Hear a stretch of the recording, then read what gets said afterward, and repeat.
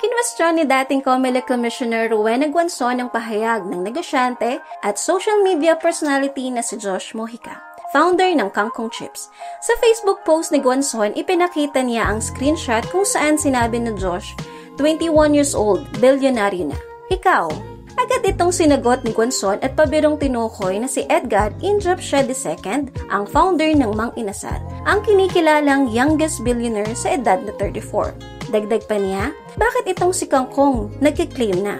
Hindi lang yon, dahil nanawagan din si Guanzon sa Bureau of Internal Revenue o BIR na pusisiin kung tama ang binabayarang buwis ni Josh. Aniya, BIR, pakicheck nga ang taxes ng taong yan. Matapos ang post na ito, samot-saring reaksyon ang nakuha ng dating commissioner.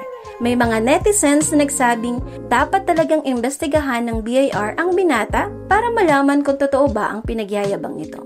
Para sa kaalaman ng lahat, si Josh Mojica ang founder ng Kangkong Chips na sumikat online. Kamakailan, nag-viral din siya matapos mag-post ng video kung saan makikitang nagmamaneho ng isang mamahaling sasakyan. Dahil dito, agad nakarating sa Land Transportation Office ang issue at sinuspinde ang kanyang driver's license. Sa ngayon, wala pang inilalabas na pahayag si Josh kaugnay sa mga banat ni Guanzon.